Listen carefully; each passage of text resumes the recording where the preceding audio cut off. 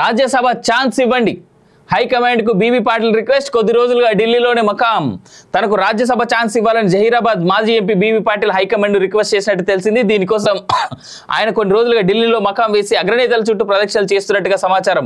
గత లోక్సభ ఎన్నికల్లో జహీరాబాద్ నుంచి విజయావకాశాలు ఎక్కువగా ఉన్నాయని భావించి పోటీకి ఎంతో మంది బీజేపీ నేతలు ప్రయత్నాలు చేశారు. ఈటల రాజేందర్ కూడా అక్కడి నుంచి పోటీ చేయడానికి ఆసక్తి కనపరిచినట్లు ప్రచారం జరిగింది. కానీ బీజేపీ బీబీ పాటిల్ను బరిలో దింపగా ఆయన 4,82,230 ఓట్లు సాధించారు.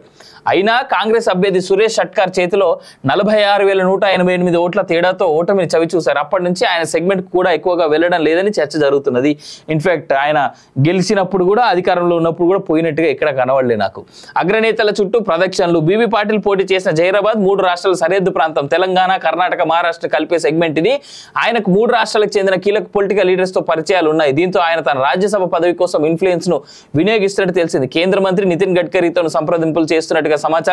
గడ్కరీతో మంచి సంబంధం ఉన్న పాటిల్ పార్టీ అగ్రనేతలు ఒప్పించేందుకు ప్రయత్నాలు చేస్తున్నట్టుగా తెలిసింది. అయితే పాటిల్ ప్రయత్నాలు ఏ మేరకు ఫలిస్తాయో వేచి చూడాల్సినటువంటి అవసరం ఉన్నది.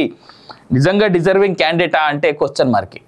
నిజంగా క్వశ్చన్ మార్క్. ఎందుకంటే ప్రజలకు పెద్దగా అందుబాటులో లేడు అనేటువంటి మాట గ్రౌండ్లో కాస్త ఇప్పుడు చాలా బలంగా వినిపిస్తున్నటువంటి మాట. దాన్ని మరి ఏ విధంగా ఆయన కౌంటర్ చేసుకుంటాడు, ఇప్పుడున్నటువంటి ఈ బీజేపీ నిజంగా ఆయనకి రాజ్యసభ ఇస్తుందా అనేటువంటిది కూడా వేచి చూడాల్సినటువంటి అంశంగా కనిపిస్తూ ఉన్నటువంటి విషయం అని మనం తెలుసుకోవచ్చు.